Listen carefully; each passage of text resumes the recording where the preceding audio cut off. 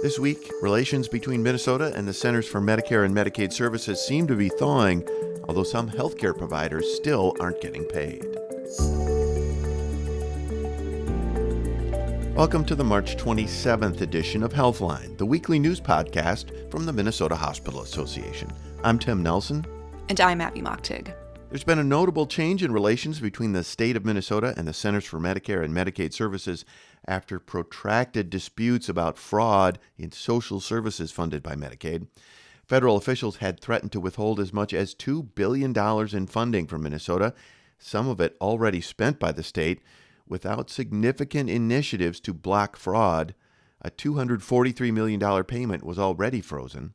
That followed the state's Feeding Our Future scandal, as well as high-profile allegations of fraud involving autism services, housing assistance, and other state-regulated programs. But a new letter to the state from Kimberly Brandt, CMS Deputy Administrator, says Minnesota has met two initial benchmarks in February and March, and says the state's corrective action plan is acceptable.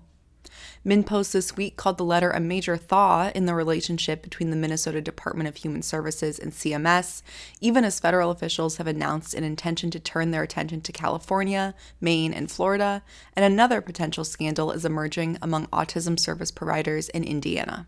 And another major hiccup between Minnesota care providers and CMS made headlines this week. NPR News reported that a number of health care providers in Minnesota haven't received expected Medicare reimbursements for care since January. Mille Lacs Health System, with a hospital in Onamia, and Riverwood Healthcare Center in Aiken say they're both owed millions of dollars by the federal government, a situation that providers around the country have been battling for months.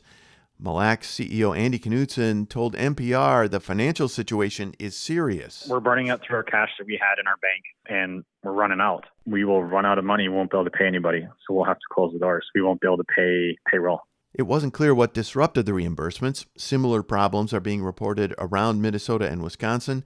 CMS told NPR it was trying to resolve the situation, but didn't give a timeline for when the payments would be made. And another Medicaid issue got new debate at the Capitol this week. Abby Mochtig has more. A bill by GOP State Representative Danny Nadeau of Rogers would have removed GLP-1 medications from the state's medical assistance program. Nadeau told the House Health, Finance, and Policy Committee that the cost of coverage for medical assistance was growing alarmingly.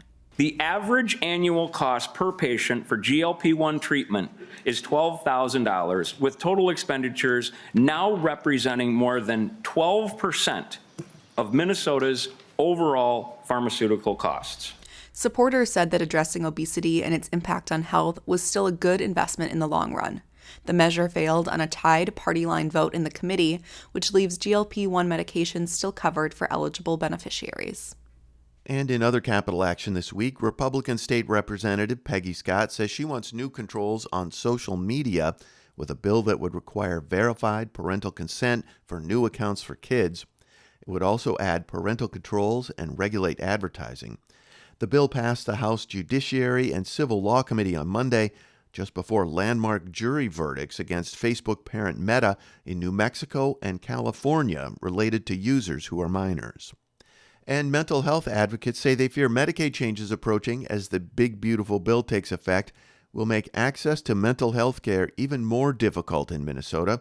Marcus Schmidt, executive director of NAMI Minnesota, told NPR News that mental health services are particularly vulnerable as they often have lower reimbursement than other modes of care. Where we're going to see the impact even more so is going to be within our rural hospitals across the state because they rely more heavily on Medicaid. Many already operate those psychiatric services at a greater loss. Schmidt said he feared more Minnesotans will wind up in emergency departments or in detention settings like jails.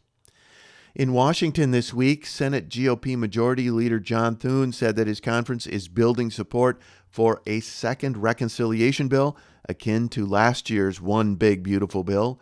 Ellen Florek has more. It's unlikely that any major legislation could overcome a Senate filibuster, but Republicans this week said they are willing to consider another reconciliation bill that would get through with a simple 51-vote majority, and potentially without any Democratic votes. The House Republican Study Committee offered suggestions for such a bill in January, including key changes to healthcare funding.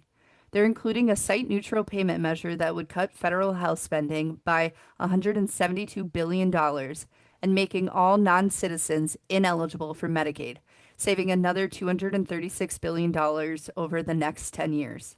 The savings to the federal government aren't as large as last year's One Big Beautiful Bill reconciliation measure, but could have major impacts on providers in years to come. Senate Republican John Kennedy of Louisiana said that President Trump now supports the idea. And Modern Healthcare said GOP House Speaker Mike Johnson also expressed support for a second reconciliation bill. That's it this week from Healthline, a weekly news podcast from the Minnesota Hospital Association. I'm Tim Nelson. And I'm Abby Mocktig. Thanks for listening.